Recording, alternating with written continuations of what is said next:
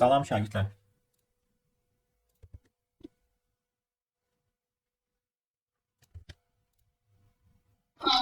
Tamam.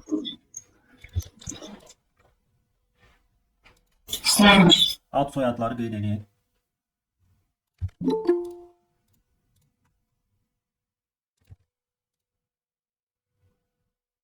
Tamam. Salam.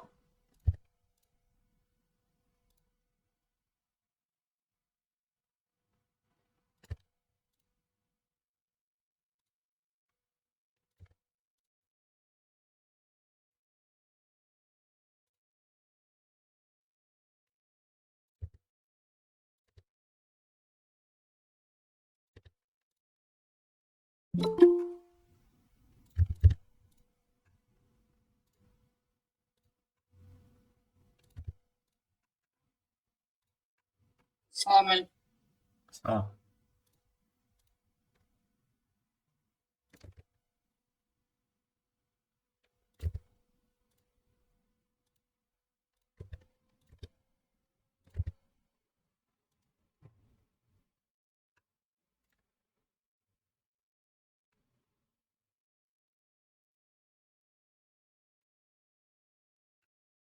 Ad soyadları qeyd edin şagirdlər.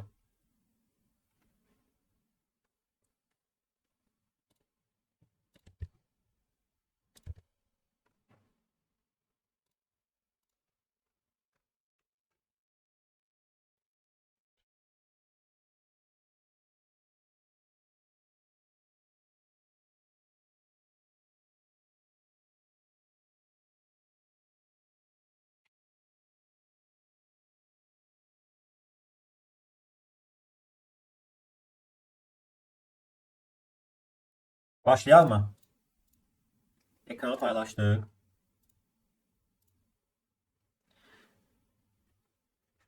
Biz sonuncu dəfə sınav yazmışdıq. Onun da həllərini sizə göndərmişəm. Video izahını YouTube-a bu dərslə bir yerdə yerləşdiriləcək. Deməli, mövzu olaraq biz CSS-dən ilk 5 dənə tapşırığı həll etmişdik. Düzdürmü? İlk 5 dənə tapşırığı həll etmişdik. Davam eləsək.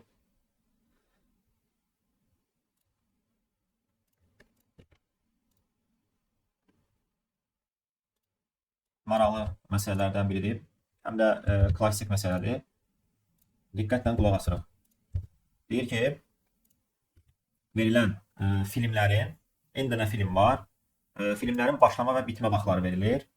Və soruşur ki,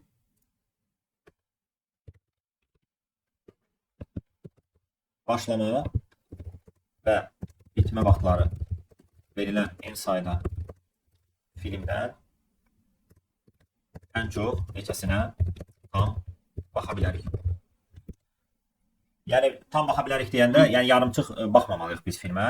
Yəni bir filmin başladığı izah eləyəcək ki, yox, tərsi deyil. Yəni bu sual şərt olaraq tərsi ola bilər, amma həll olaraq tam fərqli həll olunacaq məsələ.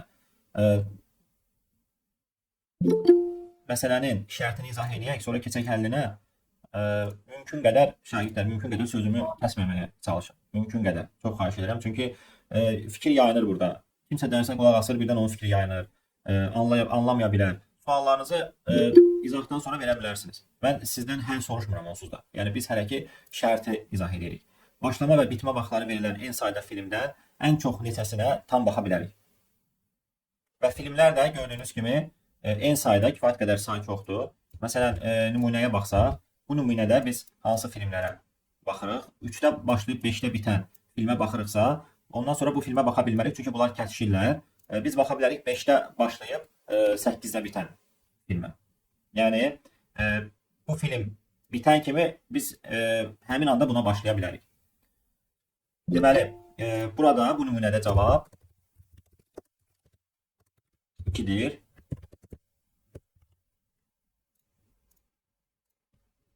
3-də başlayıb 5-də bitən və 5-də başlayıb 8-də bitən.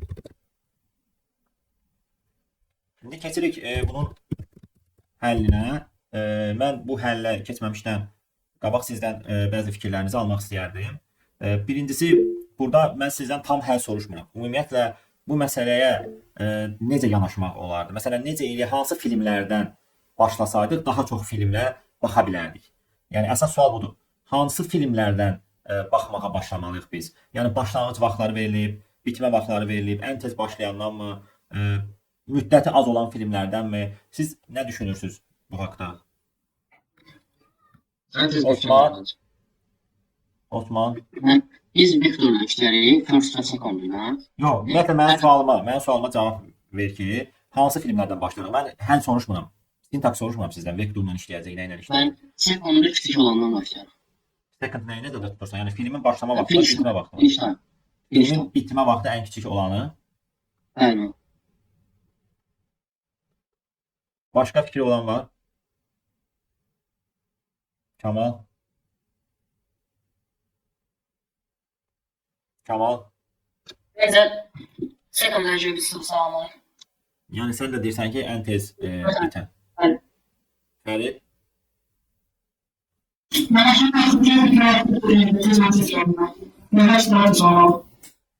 Səsin yaxşı gəlmir, sənin nəsə problem var mikrofonun.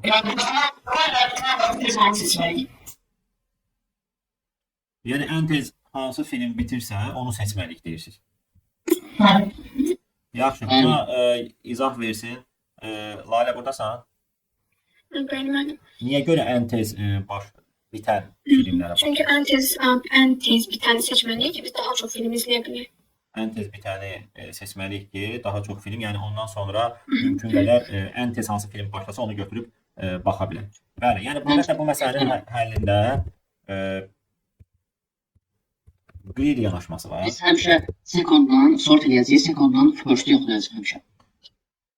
Bəli, bu məsələdə ümumiyyətlə qeyri yanaşması var. Yəni acgöz yanaşması ondan ibarətdir ki, hansı filmlər daha tez bitirsə, biz o filmlərdən başlayacağıq. Niyə görə? Çünki məsələn, tutaq ki, düşünə bilərdiniz ki, ən tez başlayan filmdən. Ən tez başlayan filmdən tutaq ki, başlasaydı, məsələn, bu saat 3-də başlayıb 10-da bitsəydi, biz bu intervalda başqa filmə baxa bilməyəcəkdik. Çünki müddəti uzunda filmin.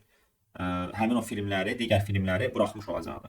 Və yaxud da deyə bilərdik ki, intervala görə baxsaq, müddətinə görə ən kiçik. Məsələn, ola bilərdi ki, saat 8-də başlayıb 9-da bitən film 1 saatlıq film olsaydı, biz onu gözləməli deyilik ki. Çünki o vaxta qədər bizim baxa biləcəyimiz filmlər var. Deməli, buradan belə çıxır ki, biz ən tez bitən filmlərdən başlamalıyıq.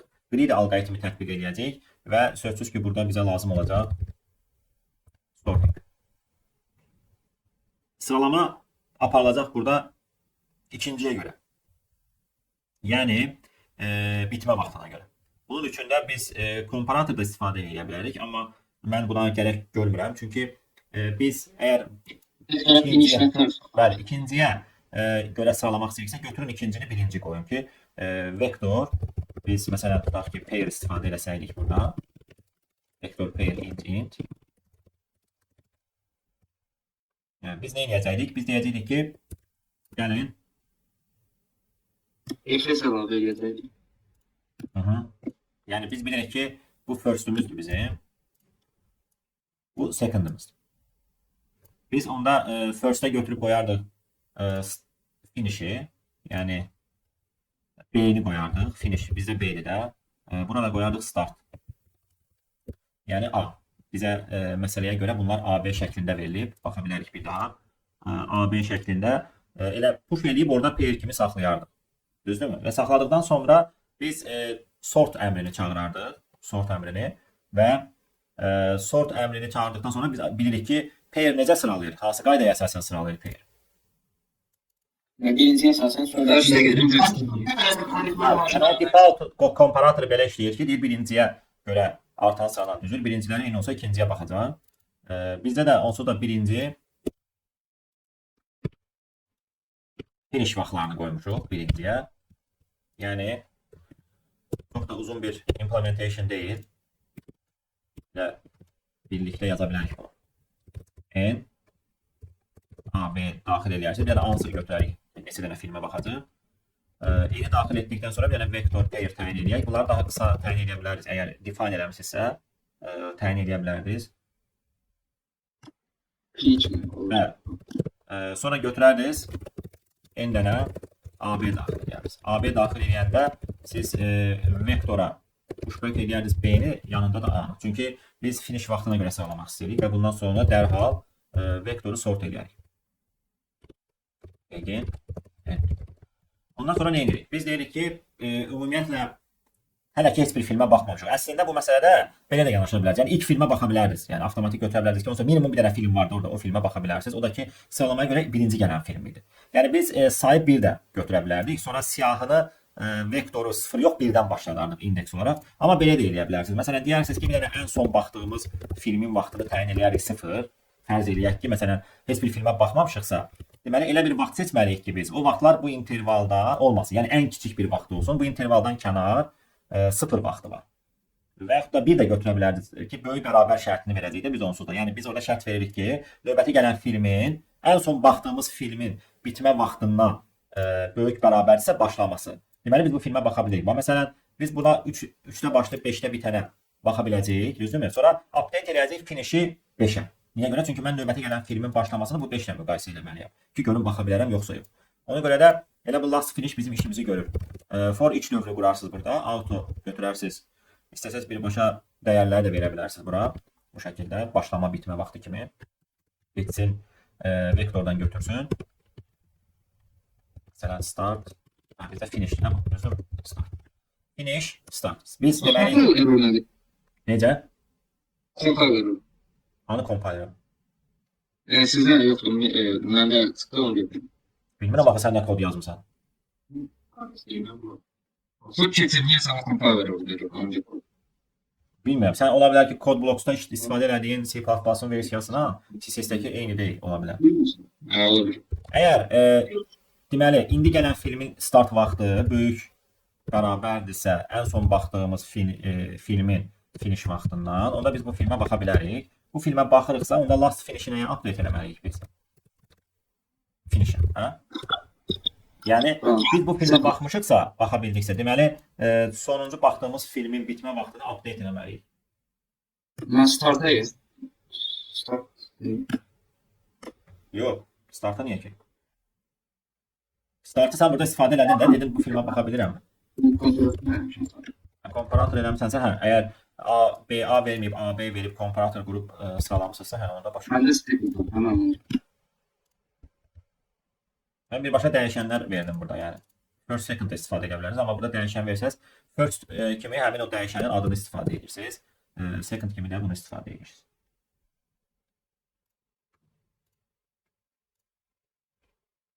Buradan keçək, coding. Üç mühendisi sonra baxmaq fikriniz var. Məsələdən asılıdır. Yəqin ki, baxa bilərik. 3-4 dənə suala baxa bilərik. Yenə baxa bilərik. Bunu söz salın. Yəni, baxım mən burada. Sizdə vəziyyət fayllar yoxa çıxıb. Silinib, amma qrupları olsa göndərmişəm. Bu bizdə 13-cüdür. AZS 2024. Buradan dərs 13 açılan. Dərs 13'dür. Fevral ayıdır. 12'də sınav eləmişdik də biz, düzdürmü? Bu belə. Məsələnin də adını götürək. Onsa linkləri, həlləri qoyulacaq. Belə. Var mı soru olan bu məsələyə aid? Yəni başa düşmədiyiniz hansısa bir hissə?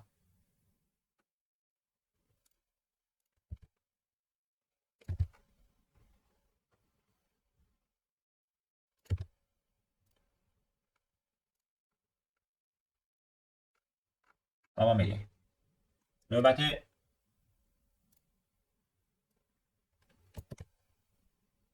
belə bir tapşırığımız var. Deyir ki, verilən siyahıda verilən bir massivdir. Massivdə elə iki ədəd tapın ki, bu ədədlərin cəmi isə bərabər olsun. Başqa sözlə desək, elə I və J indeksləri tapın ki, A, I üstəgələk A, J bərabərdir X olsun. Əgər belə bir cütlük yoxdursa, ümumiyyətlə siyahıda, Çıxışa veririk biz impossible. Və nümunəyə baxsaq, bu massivi birdən nömrələyib. Ona görə də bunun üçün bu bizə deyir ki 7 ilə 1-in cəmi. Düzdürmü? Keşke son 7 ilə 1-in cəmi 8-ə bərabər olur. Bu da indeks olaraq, yəni çıxışa cavab olaraq biz verməliyik. Birdən indeksləyirik. 2, 4. 2, 4. İndekslər. Aydın oldu? Evet. Şagirdlər, bu məsələnin bir çoxu əgər sürətli bunun axtarış yolu var da, əgər bu tapşırığa biz brute force tətbiq eləsəydik, ki eləyə bilərik əslində, amma tam bal ala bilmərik. Niyə görə? Çünki n-in yenə qiyməti burada gördüyünüz kimi kifayət qədər böyükdür. Yəni 2-2 dövr burada keçməyəcək. 2-2 dövr tam bal verməyəcək. Amma sözsüz ki, yəni müəyyən qədər məsələdən bal ala bilərsiniz. Yəni əgər alt tapşırıqlı hansısa yarışlarda qarşınıza belə bir məsələ çıxsa, 2-2 dövr verib bal əldə edə bilirsiniz.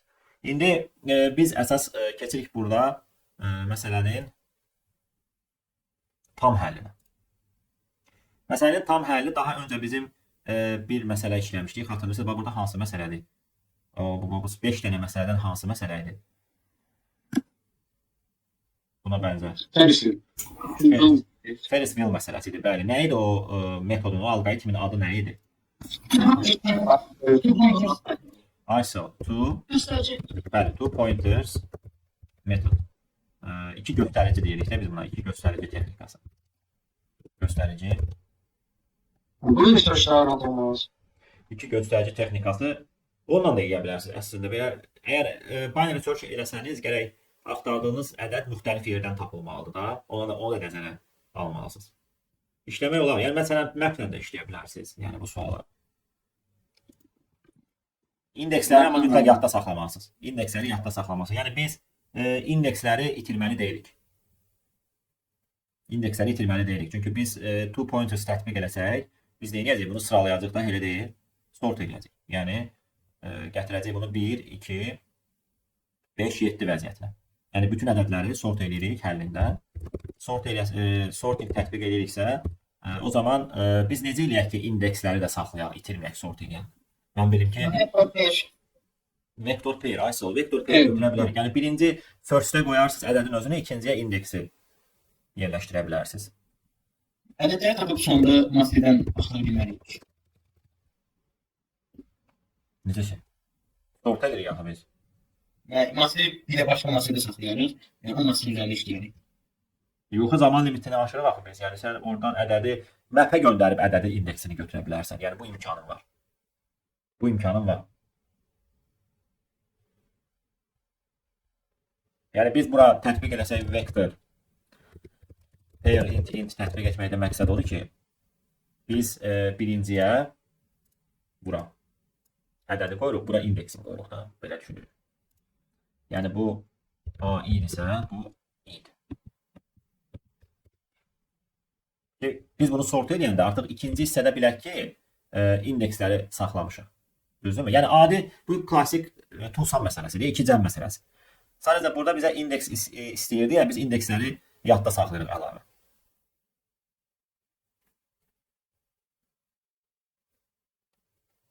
Aydın oldu? Evet. Deməli, sıralayırıq. Vektor pair yığırıq ki, indeksləri itirməyək. Yenə də elə bilin ki, bu məsələdə ki kimi pair saxlayarsınız. Qalan, burada siz ədədi daxil eləsəniz, istəsəniz elə burada indeksləri birdən aparıb və vektoru da birdən yığa bilərsiniz. Yəni, sin A verərsən, siyahı. Bir dənə də bizdə sum var. Məncə o samları long götürməyə gərək yoxdur, çünki hər ikisi 1 milyard civarındadır. 2 dənə ədədi toplayacaqsan da sən orada hər dəfə. 2 dənə ədədi toplayanda da 2 milyard edir, o da integerə yerləşir. Ona görə bir dənə elə bunun yanında x təyin elə. Başqa, bir dənə də A-nı təyin elə də. Və vektora biz pushback eləyəndə deyirik ki, bura A-nı qoy, bunun yanında indeksi qoy. Və sonra sort edirsiniz. Bu hissəni silirik. Sildik. Gəlirik 2 pointers hissəsinə. 2 pointersda biz vektorumuz sıfırdan nömrələnir. Baxın, onda left-i sıfıra qoyaq, right-ı da n-1-ə. Eləyə bilərik belə. Ben maksimum alabileceğimiz indeksten minimum alalım. Binary search ya bu yoxsa sinəcərik. Binary search deyil, şagirdlər. Binary search bu two pointers xətti axtarış kimidir. Xətti. Amma optimal axtarır. Binary search 2 dəfə azaldaraq axtarır. İndi binary search hər halda irəlidə bizim hansısa tapşırıqlarımızda yer alacaq. Orada izah eləyəcəyik biz onu. Amma yəni burada sən left-i right-ı birini sola, birini sağa qoydunsa, sən onları bir-bir sürüşdürürsən burada. Bir vahid sürüşdürürük. Binary search-ı buna qatmayın. Nə olsun burada da left right var. O demək deyil ki, bu binary search-dir. Sonra bizim şərtimiz nədir? Ümumiyyətlə left and right bir-birinə yaxınlaşır. First wheel məsələsi kimi həll olunur bu. Eyni o məsələ kimi həll olunur. Ən kiçik ədədlə ən böyük ədədi götürüb cəmləyirsən. Baxırsan ki, x-a bərabər olubmu? Olubsa çıxışa verirsən. Olmayıbsa iki hal var. Ya bizim tapdığımız cəm, yəni baxın burada qeyd eləyə bilər ya o şərtləri. Yəni bizdə vəziyyət belə olur. A üstə gələk AJ, yəni əgər sort elədinsə, x-a bərabər olsa, cavab tapılıb. I və J cavabdır. Bu birinci case. İkinci case bizə deyir ki, əgər bu şərt ödənməyibsə, onda hansı hal var bizdə? Ya bu cəm kiçikdir x-dan, onda nə etməliyik? Cəmi böyütməliyik. Cəmi də böyütmək üçün sol tərəfdəki ədəd kiçik olduğu üçün onu sağa çəkib böyük ədədə gətiririk. Leftimizi bir vahid sağa çəkirik. Üçüncü şərt odur ki, A ilə AJ-nin cəmi x-i aşırsa, onda nə edirik? Right minus edirik. Bəli, right-i minus edirik. Bunu biz Ferris wheel məsələsində elədik. Bura mənzillər məsələsi vardı, apartment. O da two pointers məsələsi idi də. Mənzili götürdün, müştəriyə vermisənsə ikisini də sürüşdürdün. İndi burada ikisini də sürüşdürməyə gərək yoxdur. Çünki bir-bir biz həmin o cəmə yaxınlaşmağa çalışırıq. Ona görə bir-bir sürüşdürürük. Özür burada yazanda left kiçikdir right yazması. Çünki left right-a bərabər olanda orada 2 dənə element olmur. Bizə 2 müxtəlif element lazım idi. Müxtəlif indekslərdən 2 element lazım idi ki, cəmləyək. Left kiçikdir ciddi right-dan. Əgər vektorun left-indən first-ü bizim dəyərdir. Düzdürmü? Massivin qiymətidir. First-ü. Üstə gələk vektorun right-ının first-ü bərabərdirsə x-a, onda biz cavab tapmışıq. Əgər cavab tapmışıqsa çıxışa nəyi verməliyik? X-in second. VL-in second-ı, düzdürmü? Və V-in second-ı. Və dayandıra bilərikmi proqramı? Çünki o məsələdə deyir ki, hər hansı bir yerə cavab tapmışsınızsa, çıxışa verə bilərsiniz. Baxın burada deyir. Biz bu şərti yazdıq. İndi qaldı əlimizdə 2 dənə şərt. Əgər bu baş verməyibsə, onda nə baş verir? VL elə bunu götürün, buradan kopyalayın. Vaxt getməsin. Vaxt itirməyək. Kiçikdirsə x-dan biz dedik ki, left-i artırmalıyıq. Else şərt vermə bura, right-i azaltmalısın. Çünki böyük ədədi kiçiltməlisən ki, cəmə yaxınlaşdırırsan. Kiçik ədədi də böyüdəndə elə bir ki, bu cəmə yaxınlaşdırırsan yenə də. Cəm kiçik olanda left-i böyütməlisən ki, cəm böyüsün. Cəm böyük olanda right-i azaltmalısan ki, cəm azalsın. Çünki bizim ədədlərimiz artan sırayla düzülür. Və ən sonda ümumiyyətlə cavabımız yoxdursa, onda belə çıxır ki, cavab yoxdursa, elə o return eləmişik, orada return eləyək. Heç bir şərt verməyək. Return eləyək. Axırda nə verək çıxışa? Impossible. Bəli. Ən son veririk impossible. Bu da belə.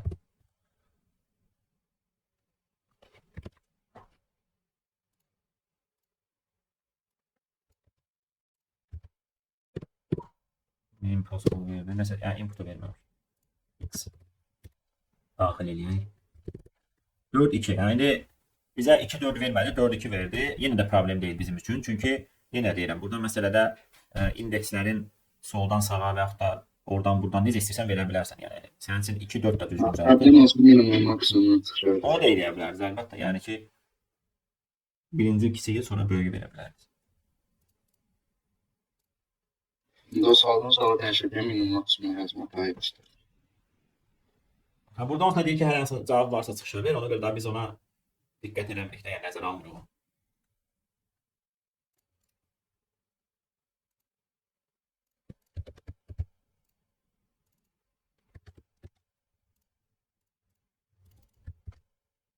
Maraqlı məsələlərdən biri növbəti. Sub-array tədbiq. Maksimum sub-array sub-array. Deyir ki, bizə bir dənə massiv verilib. Yenə də verilən 50 kısa deyil. Əlli qısa da, bu yəni klassik məsələdir də. Verilən massivdə maksimal maksimal cəmli alt. Verilən massivdə alt massivi maksimal cəmini tapın. Belə deyək də, yəni cəm istəyir olsa bizdən, o massivin özünü istəmir. Verilən massivdə alt massivin maksimal cəmini tapın. Alt massiv, yəni biz ona sub-array deyirik. Sub-array nədir? Alt massiv ardıcıl gələn elementlərdən ibarət. Ardıcıl indeksli elementlərdən ibarətdir. Bəziləri səhv başa düşə bilər ki, ardıcıl yəni artan sıradan, xeyr. İndeksləri ardıcıl olan. Məsələn, alt massiv deyəndə biz, yəni burada fərqli alt massivlər göstərəcəm sizə ki, bu anlayışı biləsiniz. Məsələn, bu bir alt massivdir. Məsələn, başqasını göstərək. Məsələn, bu da alt massivdir. Ardıcıl nəzərdə yoxsa necə? Bu özü də tək bir element özü də alt massivdir. Yəni elementlər indeksləri ardıcıl olmalıdır da, dedik də. Ardıcıl olmalıdır indeksləri. Yəni bir dənə elementi buradan birini başqa yerdən götürə bilmərsən. O alt ardıcıllıqdır. Alt massiv isə elementlərin indeksləri ardıcıl olmalıdır.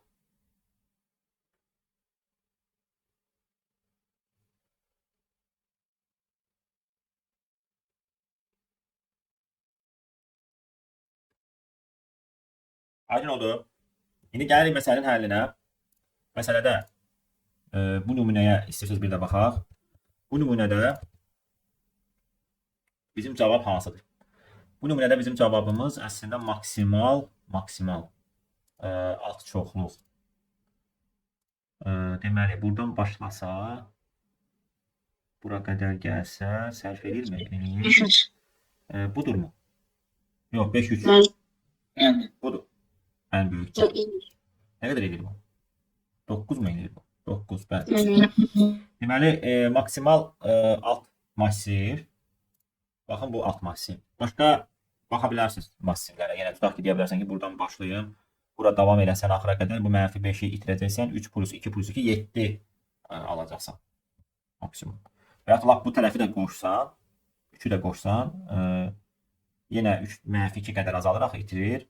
1, üstə gələk 8 ala bilirsən maksimum. O halda. Aydın oldu. Müəllim, bu da 2 pointerdir. Yox, 50 elə kadens alqoritmi deyil bu. Hə? Bəli, 9 olur. 9 olur cavab. Yəni mən bu nümunə kimi dedim ki, yəni başqasını götürsən, görsən 8 ala bilirsən. Bu kadens alqoritm deyirlər bunu. Eşitmisinizmi bunu? Kadens alqoritm.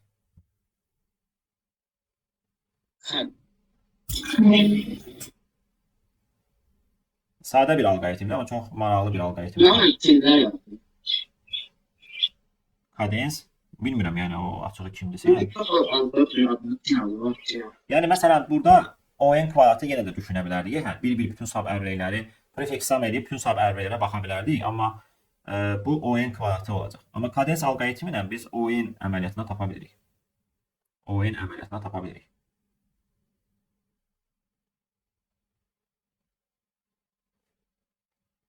Gəlin baxaq kadens alqoritmi nə deyir.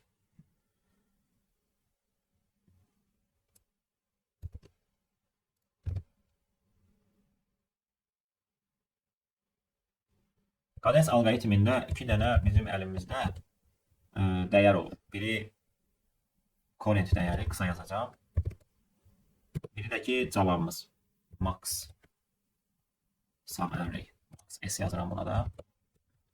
Deyir ki, sən bu elementi götürdünsə ilk dəfə, ümumiyyətlə bu məsələdə diqqət etsəniz, maximum sum of values non-empty sub-arraydir. Yəni ki, sən birdən düşünə bilərsən ki, mən heç bir element götürməyim, 0 cəmi düzəldim. Xeyr, ona icazə vermir. Yəni heç olmasa bir dənə element biz buradan götürməliyik. Heç olmasa bir dənə element götürməliyik.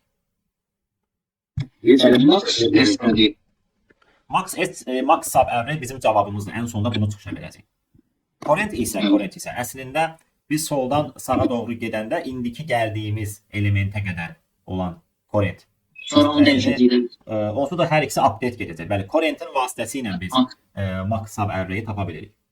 Ona görə başlanğıc vəziyyətdə bunların hər ikisinə ilk elementi veririk. Deyirik bu da mənfi 1-dir, bu da mənfi 1-dir. Yəni ki, sənin ilk elementin, yəni bunu götürsəydin, bunlar olmasaydı sənin əlində, sənin onsa max sub array-in mənfi 1 olacaqdı. Çünki o sənə non-empty deyir. Yəni boş olmamalıdır sub array.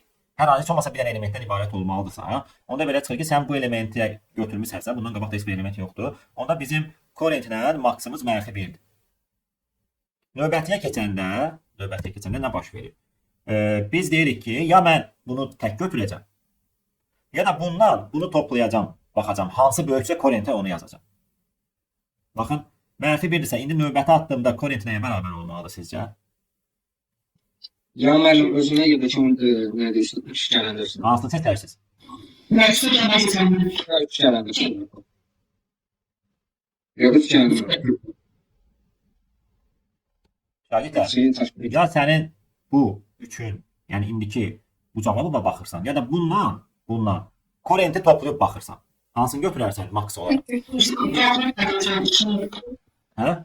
3-ü götürmərsən, elə deyə bilərsən ki, bax burada bilirsən bu nə deməkdir? Yəni sən 3-ə mənfi 1-i qoşsan, ardıcıl cəm, yəni sub array-in 2 olur da, elə deyil. 2 olur. Amma tək götürsəydin 3-ü, 3 olurdu. Və current-i indi sən, bax, bura qədər. Bizim max sub array-imiz nəyə bərabər? 3 elə 3. Aysa, elə 3-ün özü. İndi max s var ha burada. Max sub array bizim cavabımızdır. Sən bunu update edəndə deyəcəksən ki, bura qədər mənim max sub array-im nə idisə, bununla indi current-i müqayisə ilə cavabın maksimumunu yaz bura. Və hər halda da 3 yazacaqsan da. Növbəti addıma keçəndə birinci current dəyişir, sonra current-dən sonra max s-i dəyişirsən. Gəldik növbəti addıma. Deyirik ki, ya mən bunu tək götürürəm, ya da bundan current-i toplayıram. Hansını götürərsiniz? Current-lə toplayarız. Çünki bu tək özü mənfi 2-dir, amma bununla toplasam current-lə 1 alıram. Və mən deyirəm ki, qoy elə olsun 1. Yəni sərf eləyim 1. Yəni bura qədər current-im 1 saxlayıram. Amma max-ı update eləyəndə, sən o zaman max-ı update eləyəndə deyəcək ki, current-lə bura qədər olan max sub array-in nədirsə x-inin max-ı. Nə götürəcək? Yenə 3 saxlayacaq, düzdürmü? Və davam edirik. Yenə gəldik. 5 yoxsa 5 plus 1. Bəli, yazın 6. İndi max sub array-in dəyişdi mi? Aysa 6 olacaq. Çünki daha böyük artıq 6 əldə eləmsən. Davam edirsən. 3 yoxsa 3 plus 6. Deyəcəksən 3 plus 6 9. Və dəyişəcəksən bunu eləyəcəksən 9. Gələcəksən mənfi 5-ə. Burada mənfi 5 yoxsa mənfi 5 plus 9. Deyəcəksən ki, mənfi 5 plus 9. Yəni current-ə qədər current-in iştirakı olarsa cavab nədir? Mənfi 5. Yəni tək bunu götürsəm. Yoxsa bunu qoşsam mən əvvəlkinə. Mən bunu tək götürsəm mənfi 5 əldə edirəm. Amma əvvəlkinə qoşsaydım 9 çıx 5. 4 əldə edirəm. Və max s-i update eləsəm, max s baxacaq ki, onsuz da indiki vəziyyətdə daha böyükdür 9. Onu belə 9 saxlayacaq. Davam eləsək, 6 verəcək bura, yenə bunu 9 saxlayacaq. 8 verəcək bura və yenə də 9 saxlayacaq. Ən son max s onsuz da max s o deməkdir ki, i-ninci elementə qədər maksimum sub array-imiz nədir? Hər addımda bu ora qədər olan maksimum sub array-i saxlayır. Ona görə də fikir verilirsə bundan sonra bu update getmədi. Niyə görə? Çünki kiçik cavablar idi. Yəni sən təsəvvür elə ki, bura qədər 9 tapmısan, indi demisən ki, bunu qoşsam, sonra bunu qoşsam daha böyük cavab tapa bilirəmmi? O da görsən gəlib 8-də bitdi. 9-dan böyük cavab tapa bilmədi. Ona görə max s ən sonunda bizim cavabımız olur. Bu da oldu kadens alqoritmi. Deməli, int adi bir dənə massivi daxil edirsiniz. A veririz girişə. Əslində hər dəfə input verdikcə də bunu yaza bilərdik. Yəni massiv götürməyə gərək qalmazdı. Amma mən niyə görə massiv götürürəm? Çünki ilk dəfə o current-lə o max sub array-imizin cavabı ilk element olur da dedik. Düzdür? Yəni int current bərabər olmalıdır A0-a. Int max sub array. Yəni bu bizim cavabımızdır. Əslində max s istəyirsiniz qoyun adını daha qısa. Bu da A0-dır. Yəni hər ikisi A0-dan başlamalıdır. Ondan sonra sən öbür burada artıq 1-dən başlayacaqsan. Deyəcəksən current-in nəyə bərabər? Ya ai-nin özüdür, ya da current üstə gələk ai-dir. Çünki tək götürsəm, yoxsa bunu əvvəlki ilə toplasam, yəni sub array-yə gətirsəm bunu. Hansı böyük olsa onu götürürsən və bunu götürəndən sonra max s bərabərdir max s-dən current, hə? Belə yazırdıq da. İkisinin maksimumu. Ən sonda da max s-i çıxışa verirsiniz.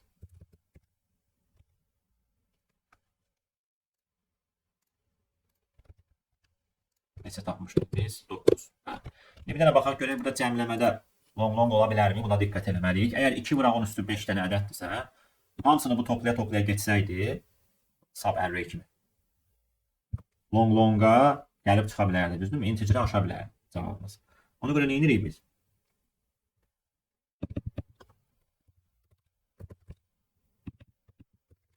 Məncə elə bunları long götürsən kifayət eləyir.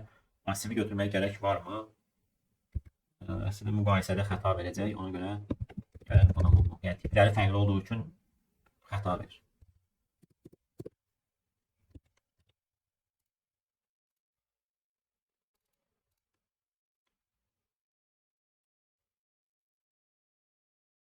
Bu da belə.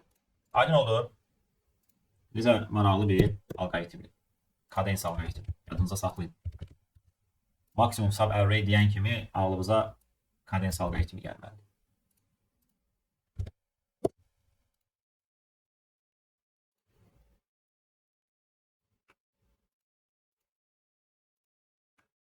Növbəti stick length. Bu məsələlər olimpiadalarda düşüb əvvəl bəzi turlarda. Konstruktivdir məncə. Konstruktiv tipli maraqlı bir məsələdir. Buna bənzər ümumiyyətlə konstruktiv alqoritmlər tez-tez rastlaşırıq biz olimpiadalarda. Belə bir şey ki, mən sual tipi deyil də sadəcə sualda görməliyim. Bəli, yəni bura siz ümumiyyətlə deyir ki, məsələn verilən çubuqları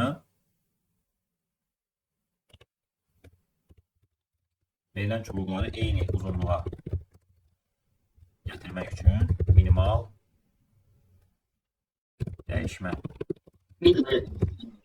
dəyişmələrin cəmini tap. Ümumiyyətlə biraz daha belə baxanda bu məsələ düzdür, ağla gələ bilir ki, tutaq ki, siz baxmısınız ki, dəyişmə nəyə icazə verir? Dəyişmə odur ki, siz verilən çubuğun uzunluğunu artıra bilərsiniz və yaxud da azalda bilərsiniz. Yəni çubuğun uzunluğunu artırıb azalda bilərsiniz. Bəli, azalda bilərsiniz. Yəni x qədər artırıb azalda bilərsiniz. X qədər artırıb azalda bilərsiniz. Hər biri ümumiyyətlə nə qədər artırırsan, nə qədər azaldırsansa, o fərq qədər cost istifadə edirsən. Ona görə minimal costu istəyir bizdən. Məsələn, buna baxsaq, məsələn, biz bunların hamısını tutaq ki, neçəyə gətirək? Məsələn, tutaq ki, 3-ə gətirsək. Mediana ortasındakı Ona hələ olan qərar verə bilmirik. Hələ gözləyin. Məsələn, tutaq ki, hamısını neçəyə gətirək? Məsələn, fikirləşirik ki, ümumiyyətlə bu məsələyə baxan kimi əksəriyyətin ağlına bir dənə orta bir ədəd gələcək. Deyəcək ki, ortaya gətirək. Orta fikirləşəcək, deyəcək ki, ədədi ortaya gətirək. Yəni o şəkildə də düşünə bilərsiniz. Ümumiyyətlə mən sizə bir dənə belə qayda deyəcəm indi. O qaydanı həmişə yadınızda saxlayarsınız. Ondan sonra bu tip məsələlərdə o cür yanaşarsınız. Deməli, tutaq ki, biz burada gətirsək hamısını 2-yə. Nə qədər cost istifadə edirik? Məsələn, mən burada cost istifadə eləmədim. Burada 1 istifadə elədim. Burada 1 istifadə elədim. Burada 3, 1, 3. Nə qədər cost istifadə elədim? 5. Məsələn, minimalda tapmışıq. Başqa bir versiyaya baxsanız, məsələn, 3-ə gətirsəydik, 1 istifadə elədim, istifadə eləmədim, 2 istifadə elədim, 2 istifadə elədim, 1 istifadə elədim. 6 oldu. Düzdürmü? Yəni, əslində bizim üçün bu daha optimal oldu. Nəinki bu. Burada cost çox getdi də. Plus 1, plus 2, 3, plus 2, 5, plus 1 də burada getdi. 6. Ona görə bu bizim cavabımız deyil. İndi məsafələr kimi baxsaydıq biz bu suala, məsələn, koordinat kimi baxsaydım bunlara, x koordinatı kimi, yəni təkcə bir xətt üzərində x koordinat kimi baxsaydım, mən bu nöqtələrin hamısının elə bir nöqtə seçmək istəyirsən ki, o nöqtəyə qədər bu nöqtələrdən olan cəm minimal olsun. Məsələn, biz o cəm işarəsi var, cəm işarəsi riyaziyyatda bilirsiniz də. Necə qoyulur o cəmi? Belə bir cəm işarəsi var.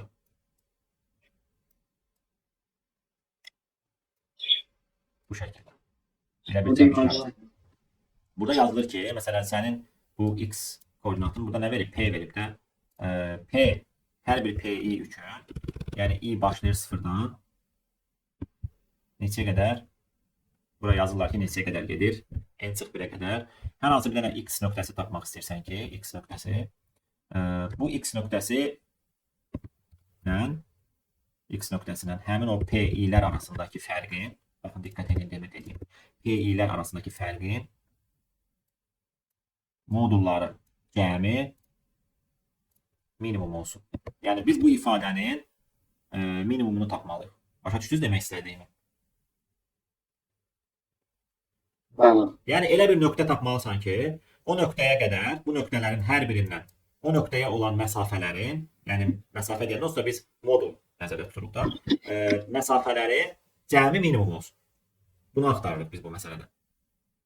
O zaman bunun cavabı nədir? Bunun cavabı odur ki, ümumiyyətlə koordinat sistemində də manatan məsafə deyilən bir anlayış var. Manatan məsafə x ilə x-in fərqi, üstə gələk y ilə də y-in fərqidir. İki nöqtə arasında bu cür qiymətləndirilir. Və belə bir sual verilmişdi ki, bu nöqtələrin hər birindən elə bir nöqtə seçin ki, manatan məsafələrin cəmi minimum olsun. Biz o nöqtələrin x-ları və y-lərindən ayrı baxıb yenə də bu məsələyə gətirib həll etməliydik. Manatan sort sualdır dediyimiz. Ona görə də məsələnin həllinə gələndə biz deyirik ki, cavab medianın olan nöqtəni seçməliyik. Median olan nöqtəni seçməliyik. Median da nə deməkdir? Median ümumiyyətlə verilən siyahı sıralandıqdan sonra ən ortada duran element median. Median Sıraları tutursa, ortadakı cəmi tapıb 2-ə bölürsən. amma bölməsən də olar, çünki indi izah eləyəcəm ona görə. Baxın, məsələn, tutaq ki biz burada medianı sıralasaydıq, nə alırıq? 1, 2, 2, 3, 5 alırıq. Burada olsa ortadakı median, yəni n bölü 2-ci yerdə dayanan median olur. Hə? Amma 6 dənə ədəd olsaydı, şagirdlər, baxın bir dənə bura diqqət edin. 6 dənə ədəd olsaydı, məsələn, mən bura 4 qoşsam. Bax, sən median bunu da götürə bilərsən, bunu da. Amma daha dəqiq götürmək istəsən, bunların cəminin yarısıdır, yəni 2.5-dir. İndi niyə görə bu məsələ üçün sən bunu da götürsən, düzüşdür bunu da? Niyə? Ona görə ki, sən məsələn median bunu götürsəydin, bura olan məsafələrin cəmi s-dirsə, sonra gələn dəfə bunu götürsəydin, buradan elə bir ki, bu nöqtələrdən buna olan məsafələr bir vahid azalacaqdı. Bu nöqtədən bura qədər olan məsafələr bir vahid artacaqdı. Düzdür? Deməli heç nə dəyişməyəcək. Yəni mən bunu götürsəm median kimi, yenə də cəm eyni qalır. Bunu da götürsəm cəm eyni qalır. Sadəcə mən bunu götürməklə sola gedirəm, bunlara bir vahid yaxınlaşıram, bunlardan bir vahid uzaqlaşıram. Sağa gedəndə də bunlara bir vahid yaxınlaşıb, bunlardan bir vahid uzaqlaşıram. Bu da tən yarıda axı. 6 dənədirsə, n bölü 2 dənə burada, n bölü 2 dənə burada, deməli cəm dəyişmir. Lap deyək ki, 2.5 götürsəydin, 0.5 bundan uzaqlaşıb, 0.5 buna yaxınlaşacaqdın. Deməli yenə də cəm dəyişməyəcək. Aydın oldu? Evet. Amma daha dəqiq biz deyirik ki, n tək olarsa, n təkdirsə, median nəyə bərabərdir? Sort eləyəndən sonra n bölü 2. N cüt olarsa, median nəyə bərabərdir? N bölücü plus N bölücü sıx 1. Yarısı. Hə? Riyaziyyatda. Hə. Misal desin. Median bu olur. Yəni ikisinin cəminin yarısı olur. Amma bizim üçün yenə deyirəm, yəni fərqi yoxdur. Bunu da götürə bilərsən, bunu da. Yəni n bölü 2 çıx 1-i də median götürüb hesablaya bilərsən. Bunu da götürüb hesablaya bilərsən. Həlli median ədədə olan, Yəni cüt olanda kəsmə ola bilər. O da biraz double problem. yəni onda double başlatmalısan işlətməyə. Bəli, yəni ona görə biz deyirik ki, nə ehtiyac var ki, yəni o kəsirləri hesablamağa. Median ədədə olan məsafələrin cəmi bizim cavabımızdır. Yəni məsələnin həlli bu qədər sadə.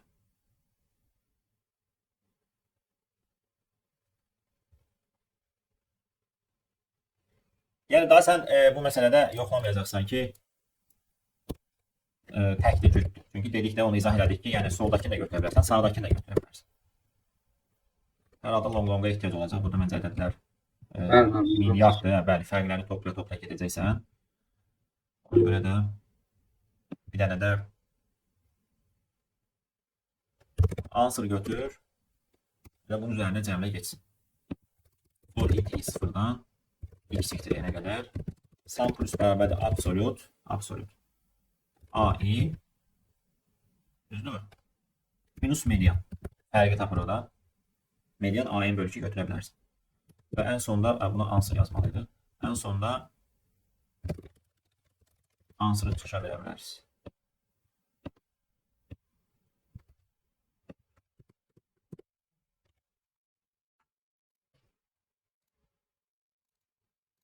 Yoxlayaq bunu da.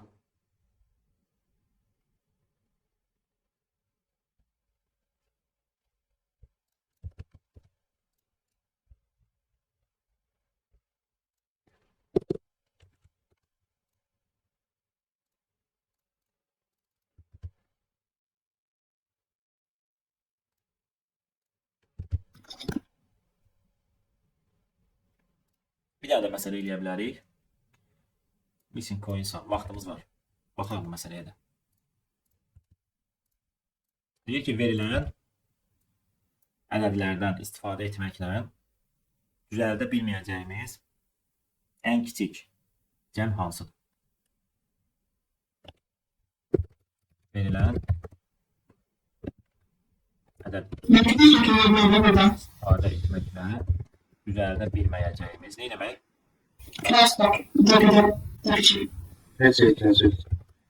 Ya, o problem olacaq axı.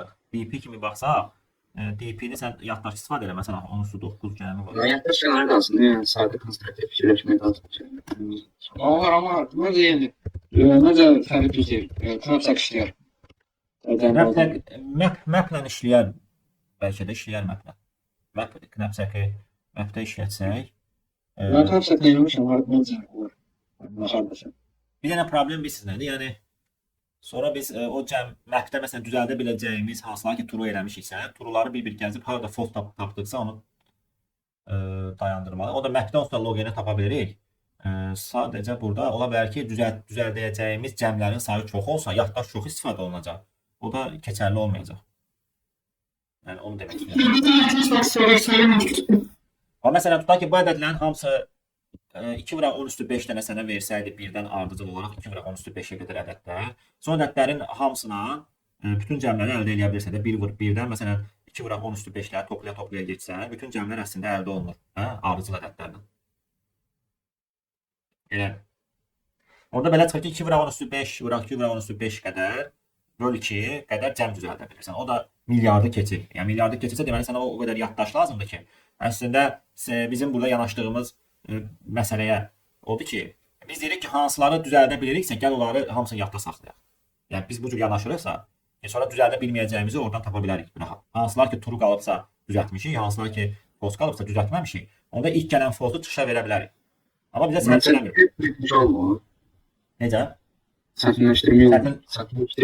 O da çətinləşdirir. O keçərli deyil o. O knapsə keçməz burada yəni. İlk ədədlərdə keçər, amma burada keçməyəcək. Əslində sual yəni birbaşa yəni düzdür, knapsəkə bağlı bir sualdır, amma o cür həll eləmirik də biz. Yəni knapsəklə həll eləmirik. Knapsək onsuz da bu siyahıda baxsanız, yəni mövzulara görəcəksiniz ki, irəlidə dinamik proqramlaşdırmada var onun tətbiqi və orada verilən ədədlər daha kiçikdir, say daha kiçikdir və düzəldə biləcəyin o cəmə baxırsan ki, sən onu yaddaşda saxlaya bilirsən. Amma bunu eləyə bilməyirik biz. Bu məsələni biz daha belə sürətli ON həllinə, ON-lə həll eləyəcək. Çox maraqlı bir yanaşma eləyəcək. Biz deyəcək ki, ümumiyyətlə bizim əlimizdə olan ədədlərlə hansı cəmləri, hara qədər cəm əldə edə biliriksə, onu birbaşa tapırıq ki, məsələn, L-dən R-ə bütün cəmləri əldə edə bilirik. Biz onu bir-bir tapmırıq, birbaşa cəmləməklə tapırıq. Məsələn, tutaq ki, sən deyirsən ki, ən kiçik ədədin nədir? 1. Onda sən bir cəmini düzəldə bilirsən hazırda, amma bir cəmini düzəldə bilirsən. Ona görə gətirirsən o pointer'ı birdə saxlayırsan. Yəni ən son düzəltdiyin cəmi birdə saxlayırsan. Belə deyək. Hə? İkinci ən kiçik ədədi götürəndə bax burada nə baş verir? Sən əgər pointer'ı birdə saxlamışdınsa, bu o deməkdir ki, sən 1-ə qədər bütün cəmləri düzəldə bilirsən. 1-ə qədər bütün cəmləri düzəldə bilirsənsə, indi gələn 2 ədədinə bir ədədi arasındakı boşluğa baxırsan. Ki, əgər o boşluq sənə imkan verirsə ki, həmin o boşluqdakı ədədləri düzəldəsən, onda deyirsən ki, 1 plus 2-yə qədər cəmləri mən yenə də düzəldə bilərəm. Məsələn, 2 bizdə yeni gələn ədəd, yəni 2 ədədi bizim düzəldə biləcəyimiz, yəni bura qədər düzəldəcəyimiz 2 ədədi 2 ədədi. Bunun minimum samı 1 götürmüşük də biz 1. Ödür mü şərti? 1 kiçik bərabərdir 1. Yəni ilk dəfə ödəyəcək. Bəli. Düzdürmü? Sən belə elə də. Yəni bax 1-ə qədər düzəldə bilirsənsə, götür bir dənə minimum sam təyin elə. Bunu qoy 1 plus 1-ə. Yəni bir dənə artıq götür. Yəni fərz elə ki 2-ni düzəldə bilmirsən. Belə fərz elə. Yəni 1-ə qədər düzəldə bilirsənsə, deməli sənin hələ ki düzəldə bilməyəcəyin 2 ədədi var. Amma indi növbəti haqqında fikir verin. 2-ni götürəcəksən, baxacaqsan ki, bu 2 minimum samdan kiçik bərabər olduğu üçün deməli sən 2-yə qədər cəmi də düzəldə bilirsən. Bayaq demək istədiyim odur ki, o aradakı boşluğa görə baxırsan ki, sən onsuz da 1-ə qədər cəmi düzəldə bilirdinsə, indi 2-ni düzəltməyə çalışırsan. 2-ni də düzəltmək üçün sənin yeni gələn ədədin minimum samdan kiçik bərabər olmalıdır ki, bu əvvəlki ədədlərin üzərinə 2 gəlməklə belə çıxır ki, sən 2 plus 2 yəni 4-ə qədər, yəni 3-ə qədər ədədləri düzəldə bilirsən. Amma yenə minimum samı update edirsən nəyə? Minimum samı update edirsən plus 2-yə. Yəni deyirsən ki, mən 4-ü düzəldə bilmirəm onda hələ ki. Çünki 1 plus 2 sənə imkan verir ki, 3-ə qədər bütün ədədləri düzəldə bilərsən. Bax 1-in özü, 2-nin özü, 1 plus 2 3-ün də özü düzəldə bilirsən. Bunu bir dənə sıralı yazaq bura. 1 2 2 7 9. Yəni növbəti 2 ədədinə gəldik. 2 ədədi yenə minimum samdan kiçik bərabərsə 2 plus 4. Bunu belə göstərəcəyik biz. 6 eləyir. Və 2-nin üstünə 3-ü gəlsən 5. Bu demək ki, sən 5-ə qədər bütün cəmləri düzəldə bilirsən. Niyə görə? Çünki mənim indi gələn ədədim onsuz da bura qədər düzəldəcəyim ədəddən kiçik bərabər olduğu üçün, bax, məsələn, 2 3-dən kiçik bərabərdirsə, sən 3-ə qədər bütün cəmləri düzəldə bilirsən axı. Bax, 3-ə qədər bütün cəmləri düzəldə bilirdin. İndi sən əlivə 2 ədədi gəlib. Onda belə çıxır ki, 3-ə qədər bütün ədədləri düzəldə bilirdinsə, onda sən 3-dən kiçik bərabər olan ədədlərin üzərinə 2 gəlməklə 3-dən 5-ə qədər bütün ədədləri düzəldə bilərsən. Yəni 3 plus 2 5, 2 plus 2 4-ü də düzəldə bilirsən, 1 plus 2 3-ü də düzəldə bilirsən, onsuz 3-ü düzəltmişdik. Yəni maksimum hara qədər düzəldə bilirik? 3 plus 2 5-ə qədər bütün ədədləri düzəldə bilirsən. İndi bax qırılma nöqtəsinə bir dənə fikir verərsiniz. 6-da saxlamışıq da biz bunu. Yəni ki 5-ə qədər düzəldə bilmişəmsə, fərz eləmişəm ki 6-nı düzəltməmişəm hələ. İndi baba bura fikir verin, 7 ədədi gəlib. Sən də fərz eləmişsin ki 6-nı düzəldə bilmirsən. 7 ədədi gəlibsə bizim əlimizə, biz 6-nı düzəldə bilərik 7-nə. Yox, Mümkün deyil. Bax bu burada bu hissədə qırılır artıq. Yəni burada qırıb dayandırırsan ki, mən 6-nı düzəldə bilmirəm, çıxışa verirsən, return edirsən. Yəni minimum sam harda ilişdisə, bu sənin cavabındır. Yəni sən bura qədər gəlmisən, tutaq ki deyirsən ki, mən 5-ə qədər ədədləri düzəldə bilirəm. İndi sənə əlimə 7 ədədi gəldi. Sən 7-ni istifadə etməklə 6-nı heç vaxt düzəldə bilmərsən. Sənə lazım idi ki, 5-dən sonraki ədəd 6 var, görüm onu düzəldə bilirəmmi? 7 ədədi bizə kömək eləməz axı, çünki 7 özü bundan böyükdür. Ona görə bizim şərtimiz belə olur ki, əsas şərtimiz. Əgər yeni gələn AI ədədi minimum samı aşıbsa, minimum samdakı bizdə budur da, minimum samı aşıbsa, onda cavab elə minimum sam. Minimum sam və return elə getsin. Yox, əgər bu baş verməyibsə, yəni birinci hal AI kiçik bərabərdirsə minimum samdan, onda sən deyirsən ki, bura qədər düzəldəcəyim cəmləri hamısını mən indi gələn ədədimlə toplayıb hansı cəmi əldə edə bilərəm? Minimum sam plus bərabərdir AI-yə qədər cəmləri, amma A daxil deyil özü. Bu özü daxil deyil. Burada mənim göstərdiklərim daxil idi. Minimum sam bir vahid böyük olandır. Bunu mən niyə belə elə saxlamışam? Çünki cavabı görən kimi ki, ödənmir, elə minimum samı çıxışa vermək üçün ki, cavab elə 6-dır. Əks halda üstünə bir gəlib çıxışa da verə bilərdiniz. Bir gəlib üstünə çıxışa da verə bilərsiniz. Əgər burada saxlamısansa minimum sam. Bu bir vahid fərqlənir. Hansı hissəni? Bu nümunəni. Bəli, bu nümunədə 1 bizim ümumiyyətlə bizim tutaq ki, heç bir ədədimizdə hələ ki əlimizdə heç bir ədəd yoxdur. Əlimizdə heç bir ədəd yoxdursa düzəldə bilməyəcəyimiz minimal müsbət cəm hansı ədəddir? 2. Yox, heç bir ədəd yoxdur əlimizdə. Düzəldə bilməyəcəyimiz 1. pozitiv deyir də burada. Smallest sum you cannot create. Smallest coin sum. Yəni 0 burada cavab ola bilməzdə 1 olmalıdır. Düzdürmü? Ən kiçik ümumiyyətlə 1 olmalıdır. Biz burada girişdən də görə bilirik ki, bu subsetlərdən istifadə etməklə düzəldə bilməyəcəyimiz cəm minimum 1 olmalıdır. Və minimum samı gətirib qoy 1-ə. Əlbəttə ki, heç bir ədədin yoxdur əlində.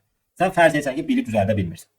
Amma indi əlvə gələn ədədlərlə bir-bir götürüb yoxlayacaqsan ki, baxın mən biri düzəldə bilirəm. Əslində ilk gələn ədədindən bilirsən bunu.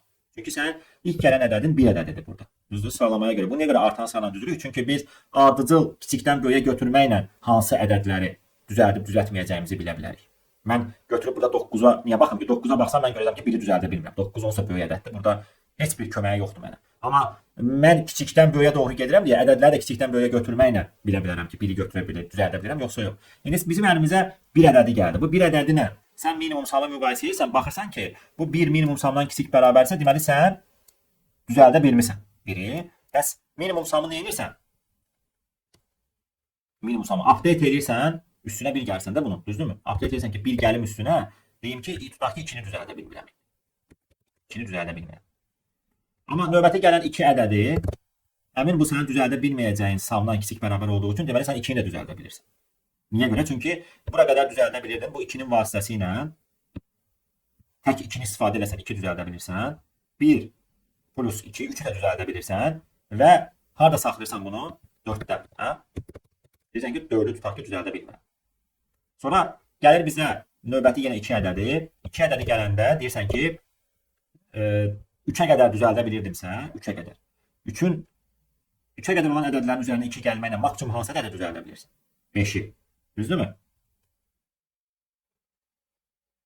5-i düzəldə bilirsən. Gəlirsən bunun üzərinə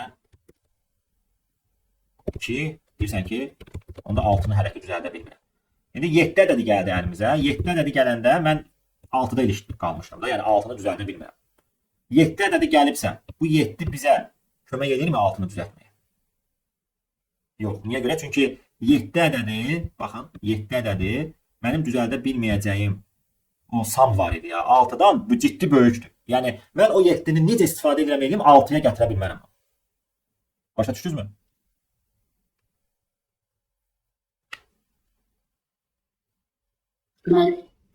Və məsələnin həlli elə burada daxil elədiniz, sort elədiniz. Bir dənə burada götürəcəksiniz ki, ilk ədədimiz long lazım olacaq herhalde bizə burada. Long minimum sum dəyişəni götürün. Bəli 1. Yəni fərz eləmirsən ki, 1-i düzəldə bilmirsən, amma 1-i sən o halda düzəldə bilərsən ki, sənin ilk gələn ədədin, AI ədədi minimum sumdan kiçik bərabər olsun. Çünki kiçik bərabər, yəni ilk hansı ədəd ola bilər? 1 ola bilər də o da. Yəni 1-in özü ola bilər. Yəni şərt ödənirsə, deməli sən bunu düzəldə bilirsən. Düzəldə bilirsənsə, onda minimum sumın üzərinə üst bərabərdir AI-ni gəlirsən ki, növbəti ədədim 2-dir, mən 2-ni düzəldə bilmirəm hələ ki. Nə vaxt ki, bu şərt ödənməsə, elə sən minimum sumı çıxışa ver, denən ki, mənim düzəldə bilməyəcəyim ən kiçik cəm budur və return elə geçsin.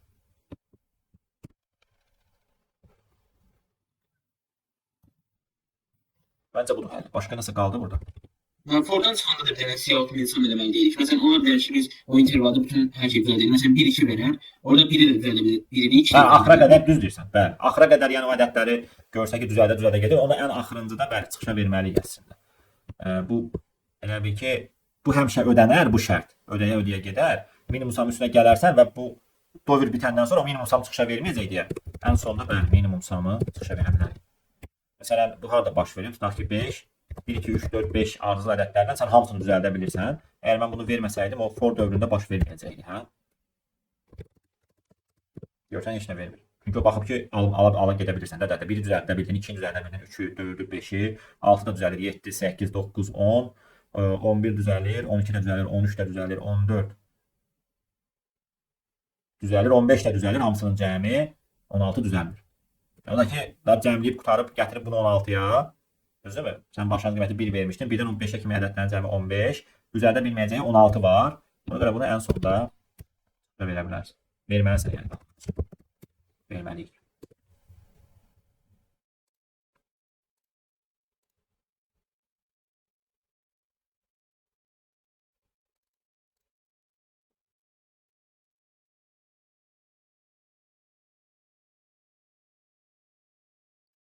Neçədən olur? 5 dənə məsələ elədik.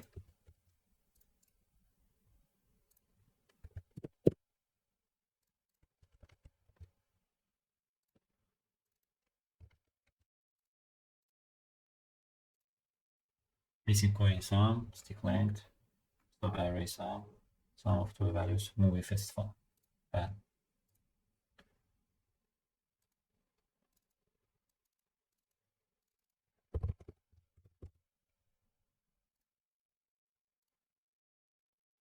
Yəni bu tip məsələlərin dinamik proqramlaşdırma həlli olanı da var, amma yəni daha o boyda ədədlərlə yox da, yəni Knapsack kimi yanaşıb, bəli, daha kiçik ədədlər olsaydı, say az olsaydı, x-ların orada verdiyi bizə ədədlərin Etmas getmək olardı bana.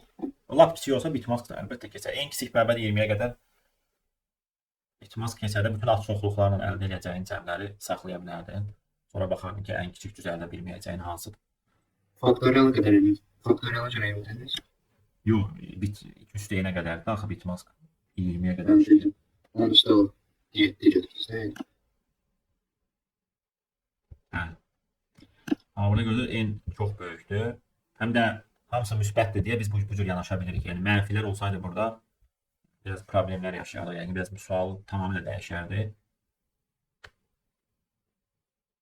Söhbət burada pozitiv ədədlərdən gedir, yəni müsbət ədədlərdən gedir. Sonra bizdə var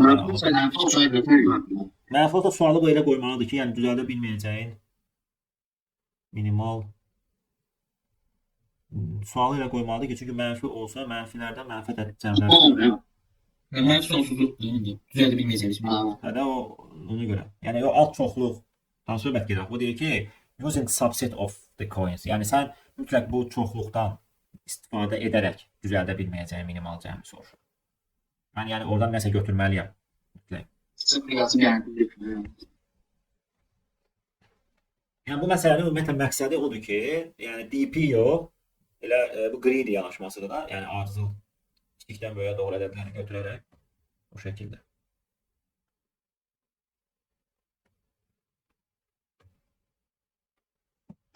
Bizə bir hansı ədəd versə və onun neçə sola yığmağımızı soruşsa sayı. Məsələn, onda deyip alıb və yaxud sayı yığıb Hə, onlar cəmləmələr bəli. Yəni sayı soruşsa, neçə fərqli üsul var, hansılardan istifadə etməklə düzəldə bilərsən. Orada artıq sən gəldiyin hər bir addımı yadda saxlamalısan ki, mən haradan hara gəlmişəm. Bir coinləri də bilərəm. Təbii ki, integer hansılardır. Orada çox vermir. Yox, Knapsack mən DP suallarda çox böyük olmur ölçülər ümumiyyətlə. Min verirlər, değil mi? Min verə bilər. Elə verir ki, məsələn, bununla bunların hamısını cəmləsən, o yaddaş limitini aşmasın da. Yəni o şəkildə verirlər onu belə.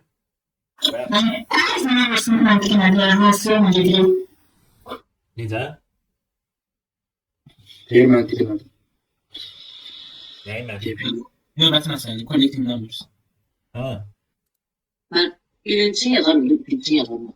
Bunun şərti nə demək istəyir? Yaxşı məsələdir bu. Deyir ki, soldan sağa doğru ədədləri götürməlisən, amma ardıcıl götürməlisən. Yəni məsələn sən 1-i götürdün, birdən sonra görsən 2 gəlmir, qayıtmalısan 2-ni götürməlisən, sonra 3 götürürsən.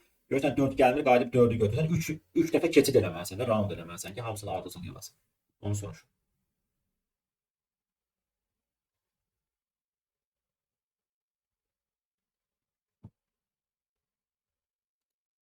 İşləyərik bunları növbəti dərsimizdə. Bu məsələləri işləyəcəyik. Yəni bunu məncə adi linear search, yəni bir-bir hərəkət edib götürə bilərsiniz ədədləri məncə. Məsələn, gəldim bir hafta. Ayın kiçiksə, ayın sıfır yazmışam. Yenə təsəl səhv verirəm. Onu da bilmədim ben. Sən götürsən bir dənə counter qoysan, sən counter 1 axtarsan, 1 axtaran kimi sən görüm 2 gəlirmi? Gəlsən axıra qədər 2-ni tapmadınsa, qaytarsan dövrü təzədən gəlirsən. O da zaman mürəkkəbliyi onun əslində. Zaman mürəkkəbliyi nə qədər olar ki onu? Məsələn, ən pis halda 1-1 götürəcəksən. Oyundur. ON-ə işləmək olur da bunu, ON-ə. Mən oyun işləyim. ON-ə işləməlisiniz. İndi n-login orada nəyisə lazımsa əlavə işləyə bilərsiniz, amma məncə gərək yoxdur. Hər ikisini işləmək olur. İstərsən hep işləmək olur.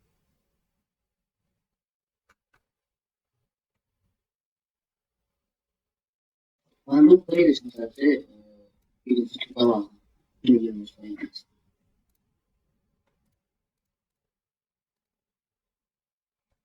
Mən buna Bu bir sayılma olmaz. Sanırım. hə, indeks həlli də var bunun. Amma mən buna lap çoxdan bir dənə başqa həll yazmışdım. Bence İndeksdən baxın, ən yaxşısı. Bir-bir keçmək oyun kvantına gələcək şagirdlər. Ha, yapılır. Bir keçmək oyun kvantına. Bir sən necə edirsən? Elə bir ki, baxırsan ki, mənim Tutaq ki 1 ilə 2-nin indeksləri hardadır? Məsələn 1-in indeksi 2-nin indeksindən əvvəl gəlsə, deməli bir dənə round eləməlisən buna görə. Sonra 2-dən 3-ə baxırsan. 3-ün indeksi 2-dən qabaq gəlsə, deməli round eləməlisən, keçid eləməlisən təzədən. Yəni budur məsələnin həlli. İndeksləri yadda saxla. Sonra deyirəm ki, indeks i böyüksə indeks i plus 1-dən, yəni i ədədinin daha böyük ədəd indeksi kiçik ədədin indeksindən əvvəl gəlibsə, deməli sən onları ardıcıl götürə bilməyəcəksən. Məsələn, 3 2-dən qabaq gəlibsə, sən 2-ni götürməlisən, sonra qayıdıb 3-ü götürməlisən. Düzdürmü? Deməli round eləməlisən buna görə. Və o sayı çıxış edir. Mən elə bu həlli yazmışam. Belə həlli yazmışam. Numbers. Müəllim, Gələn dərsdə daha detallı izah edərik. müəllim, Bəli. müəllim mən yarım finala yönəkə düşmüşəm, yəni İqtisad Universiteti. Onun 2 dənə filialı var. Hansı filialı nə olacaq? Orada yazılmayıb ünvan. Xeyr müəllim, ancaq İqtisad Universiteti yazılır.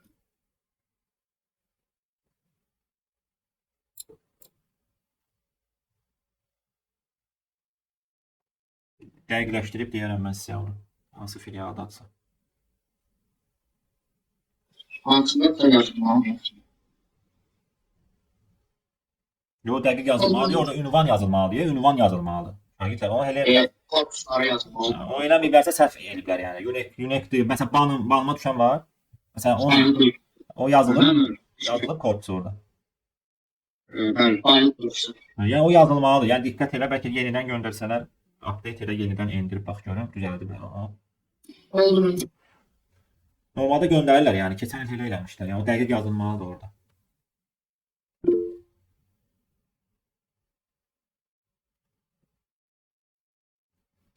Hər birinizə uğurlar. 5 dənə tapşırığı həll edərsiniz. Sağ olun. Çıxa bilərsiniz. Sağ olun. Sağ olun. Sağ olun. Sağ olun. Sağ olun.